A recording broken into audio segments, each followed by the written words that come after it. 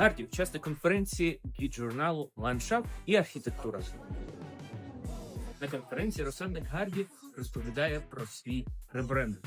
Ми розповіли про перший розсадник на території України, а також про перший ландшафтний сад на території України. Та також багато нових зустрічей, багато нових планів щодо діяльності в ландшафтному дизайні. Головне – це промоція декоративного рослинництва.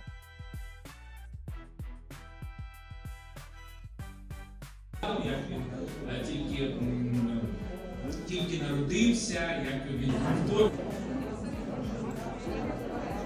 А якщо ви хочете дізнатися більше щодо історії декоративного рослинництва в Україні, а також історію Гарді, переходьте на сайт gardi.biz.